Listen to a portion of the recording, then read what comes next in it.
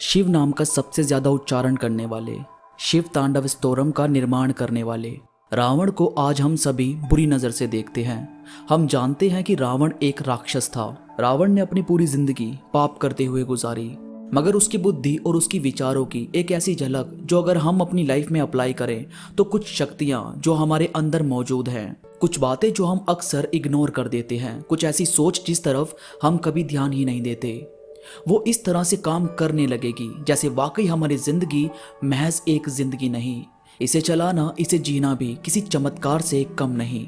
मैं आपको बस रावण की वो नीतियां बताना चाहता हूं जो युद्ध के दौरान उसने अपने परिवार के सामने रखी, जो उसकी खुद की सोच थी कि अगर स्वयं मृत्यु भी उसके सामने खड़ी हो तो उस सिचुएशन को किस तरह से हैंडल करना है।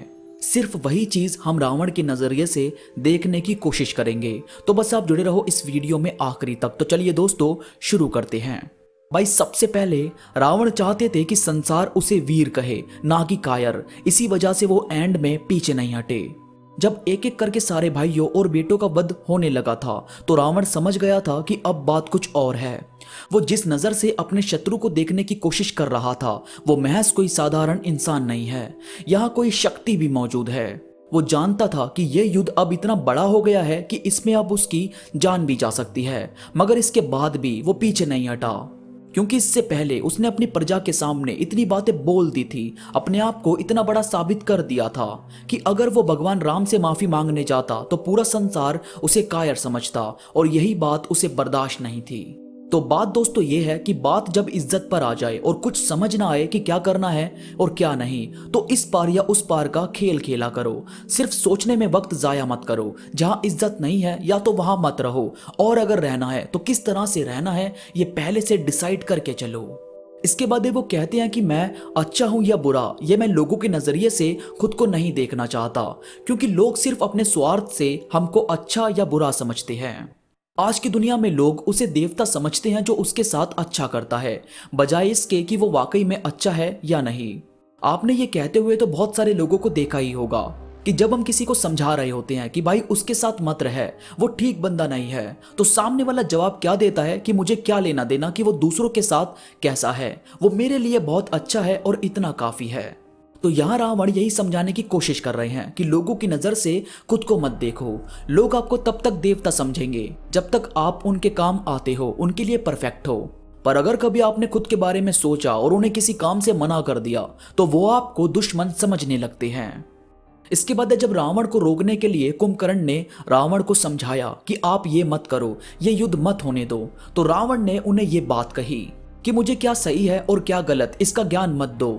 मैं जानता हूं मैंने बहुत गलत काम किया है, मैं जानता हूं मैंने अपने अहंकार में अपने परिवार को खो दिया, पर मैं ये भी जानता हूं कि एक महान बुद्धि वाले पुरुष कभी अपने बीते कल का शोक नहीं मनाते, और ना ही वो भविष्य में आने वाली किसी भी तरह की अच्छे या बुरे पल का ध्यान करते हैं। वो अगर जीते हैं तो बस अभी इस जीवित पल में जीते हैं, और सच यही है कि अभी इस जीते पल में मुझे ये युद्ध करना ही होगा।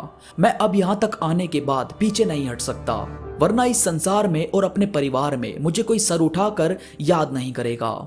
हम अक्सर अपने आप को किसी अच्छे इंसान से या देवता से कंपेयर करने की कोशिश करते हैं, और हम में से कोई भी बुरा नहीं बनना चाहता, मगर यह भी सच है कि कहीं ना कहीं बुराई में कौन सी चीज अच्छी है उस पर भी नजर लगानी चाहिए।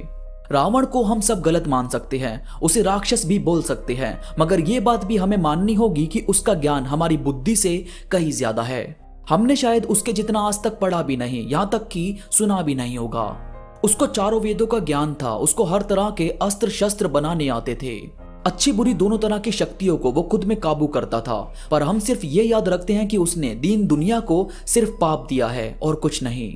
उम्मीद करता हूं दोस्तों बाकी सब तो नहीं, मगर ये कुछ बातें जो हम रियल में अपनी लाइफ में अप्लाई कर सकते हैं, जो वाकई कहीं ना कहीं हमारी लाइफ में हमारे काम जरूर आ सकती है और आपकी भी बहुत ही ज्यादा हेल्प करेगी। अगर आपको इस वीडियो में कुछ भी पसंद आया हो तो भाई लाइक जरूर करना, और कमेंट में मुझे भी बताओ कि आपको कौन सी बात सबसे अच्छी लगी। इसके साथ ही अगर आप अब तक मेरे साथ इंस्टाग्राम पर नहीं जुड़े तो भाई अभी आओ और इंस्टाग्राम पर मेरे साथ जुड़ जाओ। इंस्टा पर मैं बहुत सारी चीजें अपडेट करता रहता हूं जो मुझे यकीन है कि आपको जरूर पसंद आएगी। इंस्टाग्राम का लिंक नीचे डिस्क्रिप्शन में मौजूद है। तो अभी के लिए बस इतना ही, मैं मिलूंगा आपसे नई वीडियो के साथ, तब तक के लिए धन्यवाद।